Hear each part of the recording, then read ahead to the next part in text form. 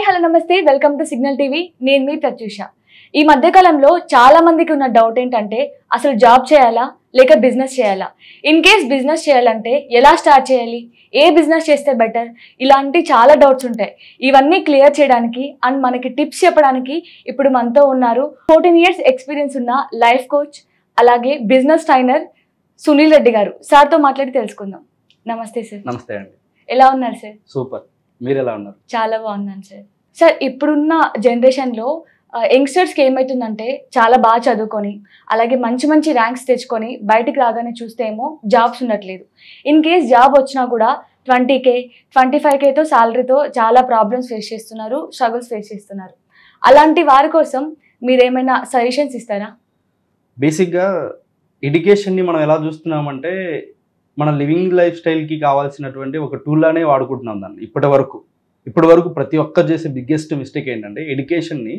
Only for job మన ఆ education తీసుకుంటేనే జాబ్ వస్తుంది ఆ జాబ్ చేస్తేనే మనం లైఫ్ స్టైల్ లీడ్ చేస్తామనే ఒక పాయింట్ ఆఫ్ వ్యూలో ఓల్డెన్ డేస్ నుంచి కంటిన్యూ అవుతున్నాం మనం ఓల్డెన్ డేస్ నుంచి కంటిన్యూ అవడం అంటే ఏంటంటే 90sలో ఒక గవర్నమెంట్ జాబ్ అంటే ఎలాంటి నేమ్ ఉండేదంటే గవర్నమెంట్ జాబ్ చేస్తున్నాడు ఒక 10,000 రూపీస్ శాలరీ వస్తుందంటే ఆ టైంలో అది పెద్ద హ్యూజ్ అమౌంట్ కానీ అదే అమౌంట్ ఈరోజు మనం తీసుకుంటే చాలా చిన్న అమౌంట్ కదా సో ఆ రోజు మనము ఆ 10,000 రూపీస్ మనీని పాకెట్లో పెట్టుకుని తీసుకెళ్లాలంటే చాలా భయపడేవాళ్ళం కానీ ఇవాళ 1 lakh మనీని కూడా పాకెట్లో పెట్టుకుని ఈజీగా క్యారీ చేయగలుగుతున్నాం అంటే మనీలో చేంజెస్ వచ్చింది మనీలో చేంజెస్ అంటే ఎలా వచ్చిందంటే మనమే దాని మనీని డెవలప్ చేసాం మనమే కదా సో ఇప్పుడు కాయిన్ వాల్యూ పెరిగినప్పుడు ప్రైజెస్ అన్ని ఇంక్రీజ్ అయినప్పుడు మన వర్కింగ్ లైఫ్ స్టైల్లో కూడా మనం పని చేసే విధానం పనితీరు కూడా చేంజ్ అవ్వాలని నా ఉద్దేశం యాజ్ అ బిజినెస్ ట్రైనర్గా నేనైతే ప్రతి ఒక్కరు చెప్పేది ఏంటంటే పేరెంట్స్ యొక్క మెయిన్ మిస్టేక్ ఏంటంటే మా వాడు జాబ్ చేయాలని ఒక థాట్లోనే ఉంటారు కానీ మీ వాడు జాబ్ చేయాలంటే ఎవరో ఒకరు కంపెనీ ఓనరు కంపెనీ స్టార్ట్ చేయకుంటే మీ వాడికి జాబ్ ఎలా వస్తుంది ఇప్పుడు మీరు అన్నారు కదండి స్టూడెంట్కి జాబ్ కావాలి ఎవరు ఇస్తారు జాబ్ ఒక కంపెనీలో పనిచేసే ఎంప్లాయీ వచ్చేసి జాబ్ అదే కంపెనీని స్టార్ట్ చేసిన వ్యక్తి చేసేది బిజినెస్ ఇప్పుడు అతని ఇన్కమ్కి ఇతని ఇన్కమ్కి కంపేర్ చేస్తే సో మల్టిప్లై చేయాల్సి ఉంటుంది మనం అతని మనీతో ఇప్పుడు 20,000 రూపీస్ శాలరీ ఇంటూ 20,000 చేసినా కూడా వచ్చేంత ఇన్కమ్ అనేది ఒక కంపెనీ ఓనర్కి ఉంటుంది సో ఇక్కడ ఏమవుతుంది అంటే బేసిక్గా మనం పుట్టాలి పెరగాలి చదవాలి జాబ్ కొట్టాలి లైఫ్లో సెటిల్ అయిపోవాలి పెళ్లి చేసుకోవాలి పిల్లల్ని కనాలి మళ్ళా వాళ్ళని చదివించాలి వాళ్ళని పెద్ద చేయాలి సో వాళ్ళని జాబ్లో సెటిల్ చేయించాలి వాళ్ళకి పెళ్ళిళ్ళు చేయాలి మళ్ళీ వాళ్ళకి పిల్లలు పుట్టాలి వాళ్ళ పిల్లల్ని మనం ఎత్తుకొని నడిపించాలి ఇదే ప్యాటర్న్ని ఫాలో అవుతున్నాం ఇప్పటి వరకు కానీ ఇప్పుడున్న సిచ్యువేషన్స్లో బిజినెస్ మీద కూడా అవేర్నెస్ వస్తుందండి చాలా వరకు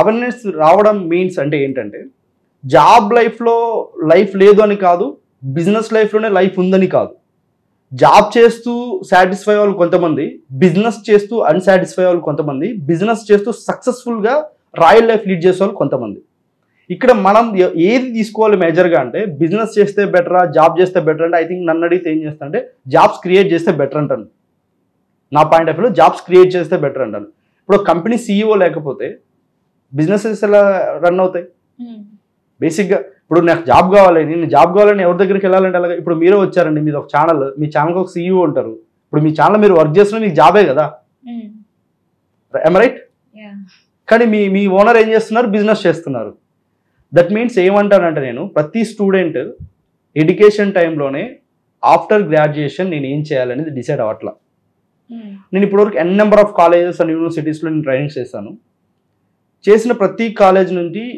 నేను ప్రతి స్టూడెంట్ని అడిగే క్వశ్చన్ ఒకటే వాట్ ఆఫ్టర్ డిగ్రీ అని అడుగుతా వాళ్ళ ఫేసెస్లో అన్ని క్వశ్చన్ మార్క్సే కనపడతాయి వై బికాజ్ అంటే ఎడ్యుకేషన్ సిస్టంలో ఎవరైనా మనకు ఏం నేర్పిస్తున్నారండి ఓన్లీ ఎడ్యుకేషన్ మాత్రమే నేర్పిస్తున్నారు కాలేజ్ డేస్లో డబ్బు ఎలా సంపాదించాలో నేర్పిస్తున్నారా ఇప్పుడు మీరు గ్రాడ్యుయేషన్ చేస్తున్నారు కదా మీరు కూడా డబ్బు ఎలా సంపాదించాలి కాలేజ్ డేస్లో నేర్పించారా నేర్పించారు కంపెనీ ఎలా స్టార్ట్ చేయాలి కాలేజీలో నేర్పించారా పోనీ జాబ్ ఎలా కొట్టాలో నేర్పించారా స్కూల్స్లో కాలేజెస్ అండ్ స్కూల్స్కి కావాల్సింది ర్యాంక్స్ కాలేజీ స్కూల్స్ మనకి ఏమి ఇస్తాయంటే ఓన్లీ నాలెడ్జ్ని ఇస్తాయి ఆ నాలెడ్జ్ తీసుకొని నువ్వు డబ్బు సంపాదిస్తావా ఆ నాలెడ్జ్ తోటి నువ్వు కంపెనీ స్టార్ట్ చేస్తావా ఆ నాలెడ్జ్ తోటి స్మాల్ బిజినెస్ పెడతావా నువ్వు ఎంప్లాయ్మెంట్ క్రియేట్ చేస్తావా అనేది as per student of mind set మీద డిపెండ్ అయి ఉంటుంది ఇప్పుడు ఆ స్టూడెంట్ నిర్ణయం తీసుకోవాలి ఇప్పుడు నేను డిగ్రీలో ఉన్నాను, నెక్స్ట్ ఫస్ట్ ఇయర్ కదా, ఇప్పుడు సెకండ్ ఇయర్లో ఆలోచిద్దాంలే. సెకండ్ ఇయర్కి వచ్చిన తర్వాత సెకండ్ ఇయరే కదా, ఫైనల్ ఇయర్కి వచ్చాక ఆలోచిద్దాంలే. ఫైనల్ ఇయర్కి వచ్చిన తర్వాత ఫైనల్ ఇయరే కదా ఇప్పుడు, ఇంకేమో గ్రాడ్యుయేషన్ అయిపోయిన తర్వాత ఏదో ఒక ఇన్స్టిట్యూట్కి వెళ్దాం, అమీర్పేటకి వెళ్దాం, అమీర్పేటలో బోల్డ్ ఇన్స్టిట్యూట్లు ఉన్నాయి, ఏదో కోర్స్ నేర్చుకుందాం అనే ఒక మైండ్ సెట్లో పీపుల్ కంటిన్యూషన్ వెళ్ళిపోతున్నారు ఇప్పుడు. సో అదే ఇన్స్టిట్యూట్ నువ్వు ఎందుకు పెట్టకూడదు? రైట్. చాలామంది సాఫ్ట్వేర్ జాబ్స్ అని చెప్పేసి ఎస్ఆర్ నగర్, అమీర్పేట మనం చూస్తూ ఉంటాం. ఈ కేబిహెచ్పి, కూకట్పల్లి ఏరియాలో ఉన్న కోచింగ్ సెంటర్స్లో ఎంతమంది స్టూడెంట్స్ ఉన్నారండి? వేలలో స్టూడెంట్స్ ఉన్నారు. బేసిక్గా మనం ఒకటి మాట్లాడుకుందాం. ఎవ్రీ ఇయర్ గ్రాడ్యుయేషన్ కంప్లీట్ అయిపోయి ఎంతమంది బయటకు వస్తున్నారు? మినిమం 1 lakh పీపుల్ వస్తున్నారా? ఈజీగా గ్రాడ్యుయేషన్ కంప్లీట్ చేసుకొని అందులో పీజీలు కంప్లీట్ చేసిన వాళ్ళు ఎంతమంది ఉంటున్నారు? ఎంటెక్లు చేసిన వాళ్ళు ఎంతమంది? అంటే ఒక్కొక్క గ్రాడ్యుయేషన్ నుంచి ఒక్కొక్క డిపార్ట్మెంట్ తీసుకుంటే యావరేజ్గా per year 3 to 5 lakhs people మన ఓన్లీ తెలుగు రాష్ట్రాల్లో బయటకు వస్తున్నారు. ఈ 3 to 5 lakhs మెంబర్స్కి గవర్నమెంట్స్ ఎంతమందికి జాబ్స్ ఇవ్వగలదు? ప్రైవేట్ కంపెనీస్ అయినా ఎంతమందికి జాబ్స్ ఇవ్వగలవు? అంటే మనం ఒకసారి ఆలోచించాల్సింది ఏంటంటే మార్కెట్ చాలా ఉంది. చాలామంది అనొచ్చు, నువ్వు చెప్తా అంటావు ఛానల్లో కూర్చొని ఏదో మీరు చెప్పొచ్చు, బిజినెస్ అంటే ఈజీగా, కష్టమే కదా, అందరూ బిజినెస్లు చేస్తే ఇంక జాబులు చేసేవాళ్ళు ఎవరనొచ్చు. నేను చెప్తున్నా అండి, నీ ఛానల్ సభాముఖంగా 100 మందిని మనము బిజినెస్ చేయడానికి గైడ్ చేసి అందులో చేసేవాడు ఒకడే. 100 మంది చేయరు. ఎందుకు సార్? అదంతే. ఎందుకు చేయరంటే ఇప్పుడు బిజినెస్లో రిస్క్ ఉందని మనం అంటాం. ఇప్పుడు యాజ్ పర్ నేనే ఉన్నా అండి, నేను బిజినెస్ చేయాలనుకున్నాను అనుకోండి, మా అమ్మ నాన్న ఏమంటారు, అరే మీ తాతలు బిజినెస్ చేయాలా, మీ తాత ముత్తాతలు బిజినెస్ చేయాలా, మీ నాన్న బిజినెస్ చేయాలా, అది మనకు సెట్ కాదురా అంటారు. ఫస్ట్ ఎక్కడి నుంచి వస్తే మన ఫ్యామిలీ దగ్గర నుంచి వస్తుంది రిజెక్షన్. తర్వాత ఇంకేమంటారు, ఇప్పుడు మీరు నా ఫ్రెండ్ అనుకోండి, నేను ఇట్లా కంపెనీ పెడదాం అనుకుంటున్నాను, మీరు ఏమైనా సపోర్ట్ చేస్తారంటే మీరేమంటారు, అరే మనకి ఎందుకురా కంపెనీలు, రే డబ్బులు లాస్ అయిపోతారా, ఎంత పెట్టలేవరా, నీ వల్ల కాదంటారు. ఇప్పుడు మన మైండ్లో ఉన్నటువంటి డ్రీమ్ని, మన మైండ్లో ఉన్న గోల్ని మనము మన దగ్గర పెట్టుకోకుండా మన అందరికి షేర్ చేయడం వల్ల ఏమవుతుందంటే మనకేం చేస్తున్నారంటే ఎండ్ ఆఫ్ ద డే ఒక పాయింట్ని మనం బ్రెయిన్లో రిలీజ్ చేస్తున్నారు వాళ్ళు. ఆ పాయింట్ ఏంటంటే నువ్వు చేయలేవు. మనం ఏమనుకుంటాము, మనం ఎంత చెయ్యాలనుకున్న దాన్ని కూడా అక్కడికే డౌన్ అయిపోయి అక్కడే ఆగిపోతున్నాం. That is our biggest mistake. ఇప్పుడు ఈ 100% ఆఫ్ పీపుల్లో బిజినెస్ చేసేది ఇప్పుడు ప్రజెంట్ నవ్ డేస్ 10% పీపుల్ ఉన్నారు అంతే. నేను 100లో 1% ఎందుకు చేస్తారు మనం అంత అని ఎందుకు అంటున్నానంటే మ్యాక్సిమం 10% చేసే అవకాశం ఉంది.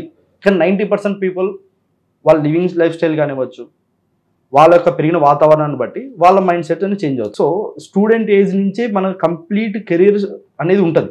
కానీ కాలేజ్ డేస్లో, స్కూల్ డేస్లో మనం ఏమనుకుంటామంటే మా సార్ చెప్తా ఉంటారు, ఇప్పుడు ఈ 10th స్టాండర్డ్ అయిపోతే నీ జీవితం మారుతా, అబ్బా 10th వరకే కదా చదువు. ఇంటర్మీడియట్ అయిపోయిన తర్వాత కూడా ఇంటర్ మీద అయిపోతే నీ లైఫ్ ఇంక ఈ రోజుతో మొత్తం చేంజ్ అయిపోద్ది అంటాడు. సరే 10thలో అట్లా చెప్తున్నాడు ఆ సారు, ఇంటర్లో ఈసారి ఇట్లా చెప్తున్నాడు, ఓకే రైట్. నెక్స్ట్ గ్రాడ్యుయేషన్లో వెళ్ళి కూర్చోగానే ఈ 3 years ఈ 4 years నువ్వు చేసి నీ జీవితమే నీ ఎంటైర్ లైఫ్ మారుస్తుందని చెప్పేసి చెప్తాడు. ఫస్ట్ 2 సార్లు విన్నాడు కదా వాడు, మారలా.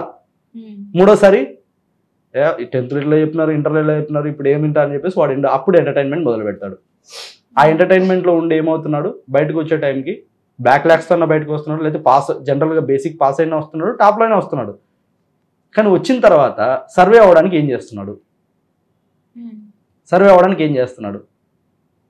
నేనైతే ఏమంటానంటే ఎవరైతే స్టూడెంట్స్, ఈ వీడియో పేరెంట్స్ చూడొచ్చు, స్టూడెంట్స్ చూడొచ్చు, ఎడ్యుకేషన్ టైంలోనే వాళ్ళు ఏం చేయాలనుకుంటున్నారని వాళ్ళని డిసైడ్ అవ్వాలి. Day 1 డిసైడ్ అవ్వాలి.